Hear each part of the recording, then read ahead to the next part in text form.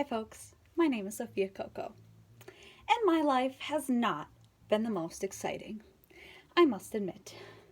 I grew up in a small town. I lived with my mom and my dad and my sister. Our dog and our cat had a little piece of land. I went to school, had friends, and then eventually I got a significant other, and then I went to college. It seems like the pretty basic experience, right? But my family made my life very interesting and enriched me in ways that I will forever be grateful for. A person who has greatly impacted me is my grandma Linda, who recently passed away about a month ago. She taught me to work hard and to love even harder, and I really hold that lesson dear and near to my heart. She was selfless, honorable, kind, and I want to spread her love and life with all of you today through this speech. So, Grandma Linda was a fiercely loyal and passionate woman. She would do anything for anybody. She never would turn her back on anybody who knocked on her door. She welcomed all to her home to eat, to sleep, or just to have a place to hang out.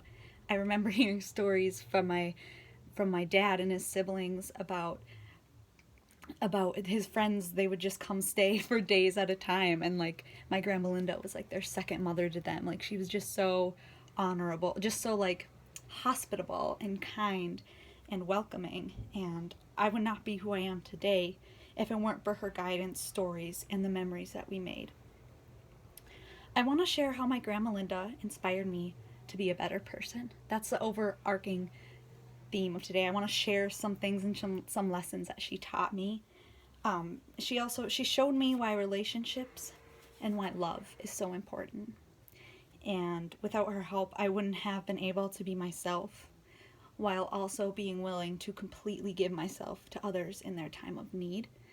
She taught me how to be selfish and selfless at the same time, which is kind of a difficult thing to do. And she taught me compassion, hard work, and what it means to completely adore other people and to cherish other people and the time you spend together. So Grandma Linda and I were so close because my sister and I stayed over at her house every single Friday night, her and my grandpa's house.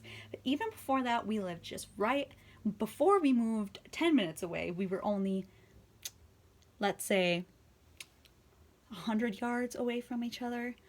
Yeah, we were about a football field away from Grandma and Grandpa, maybe. And so we could just walk there whenever we want. We saw them every day.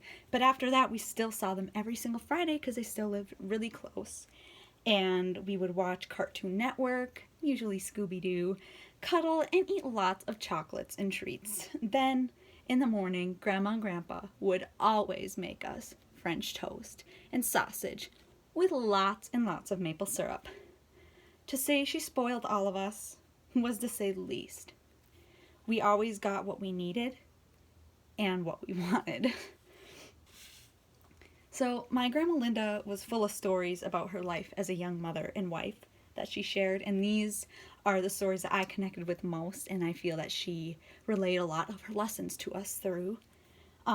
For example, the time my dad accidentally burned down or set the toy box on fire and almost burnt down the basement.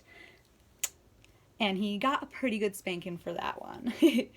And then there's the time the squirrel was running around Grandma's house. She was there alone, and the squirrel crawled up her nightgown and was stuck in her dress and her robe, and like it was a whole thing, and she had to chase the squirrel out. And then there was the time that my dad and his siblings went out, fetched some frogs, and decided to cook them on my grandma and grandpa's fancy grill. My grandma and grandpa were not pleased when they discovered this. But the funny thing is about this, and the lesson about those stories, is that she never sounded upset about the mischief her kids got into, which shows that she is forgiving.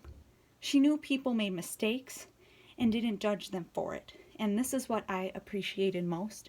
I always felt like I could talk to her and like I could tell her anything and I wouldn't be judged, and that was really nice. I felt like I could tell her anything. She would listen and be forgiving all the time. Like, for example, when I was younger and she'd put me in timeout, she wouldn't, all she'd ever do is put me in timeout. No spankings, nothing like that, no wooden spoons, just timeout in the chair. You just got to sit there for 10 minutes and be quiet. And I did that. And every time my grandma would come up afterwards and she'd be like, Sophie, I want to explain to you what you did wrong and why I put you in timeout.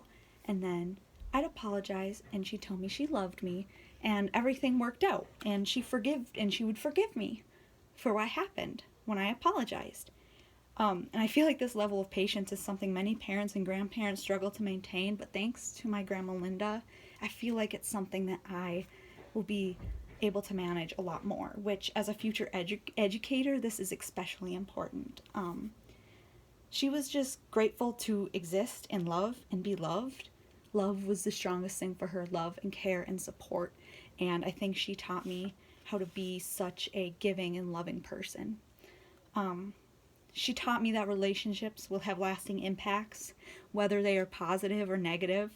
However, Grandma Linda always seemed to have a remedy for negativity, whether that be by just cheering me up when I was sad, or by telling me that it didn't matter what anybody else thought about me, as long as I was doing all right. So, spending 19 years of my life with Grandma Linda changed my outlook on life, because she taught me to not sweat the small stuff, and she really taught me to just relax and enjoy life a lot more, and I'm very grateful for that. And she just taught me that sweating the small stuff just strips joy and happiness from your life, so there's no point in it. What is the point of living if you don't live life to the fullest? She taught me to let loose, have fun, and not care about other people's opinions. My world really shifted when she passed away, because I realized that she was too young to die. Yet this discovery led me to be brave.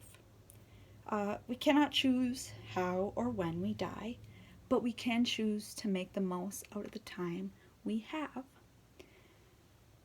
Be in the present is what Grandma taught me. And although she's not here with me anymore, she's taught me so much that I will carry with her. I feel connected to her because I feel I am carrying her heart with me by passing on her kind of love to others. She taught me to love and support myself and others infinitely, because you don't have to be completely selfless or completely selfish. You can be both. I would not be who I am today without Grandma Linda. I hope you all take away something special from my sharings today. As I said, Grandma Linda was fierce and loyal, selfless and dedicated, and I will forever be inspired by her grit and determination. Grandma Linda changed my outlook on life by the lessons she taught me while she was with me. To make Grandma proud, I need to uphold her legacy by being completely myself and sharing her stories. She wanted to be valued and deserves to be. I hope that this presentation gave you a glimpse of who my grandma was and how her legacy will continue to live through her memory, lessons, and stories. Thank you for taking the time to listen. I appreciate your support.